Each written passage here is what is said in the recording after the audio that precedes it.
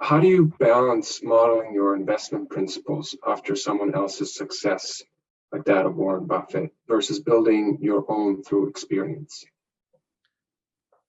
So that's a great question. And I am what you might call a shameless cloner.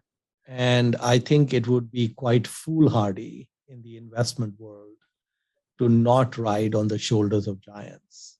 I think a lot of smart people, many of them dead, have done a lot of heavy lifting. And to try to sit down and create everything by yourself, nobody is that smart. So Ben Graham put some frameworks in place.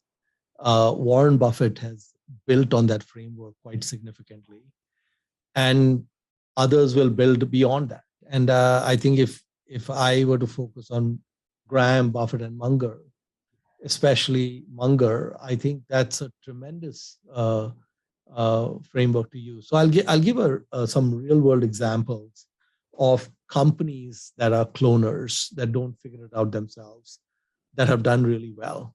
So almost everything Microsoft has had success at, they have either stolen legally or illegally from some other company. They have a very large budget for their research labs, which in several decades has produced almost nothing. Tens of billions of dollars being spent on research. But if you look at Word, it was lifted from WordPerfect. If you look at Excel, it was lifted from Lotus 123. If you look at Teams, it's coming from Zoom.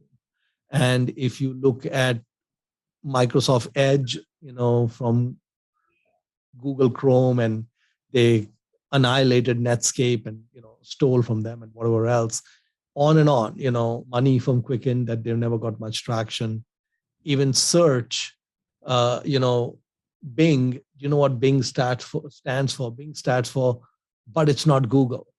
And so basically, we would not have a business like Microsoft if they said we're going to invent everything internally. And even when you look at a business like Burger King, so McDonald's has a large army of people who focus on figuring out locations. Locations are really important for fast food. And Burger King has two guys, and they just look at where McDonald's is putting up locations, and then they go and clone it. And those two guys and their dog do pretty well.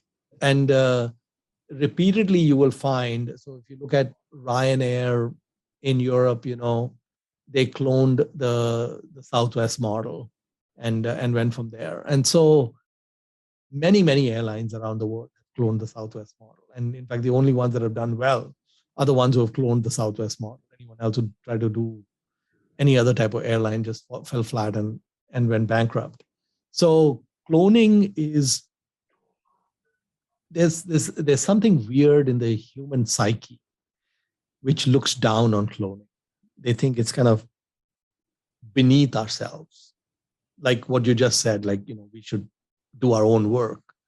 And I think that's a very tough way to go through life. I like to go through life in an easy manner. So for example, when I went to Turkey, I didn't go to Turkey and say, okay, I'm going to go visit 100 Turkish companies. I knew a guy who was a very good Ben Graham investor, who was very thoughtful.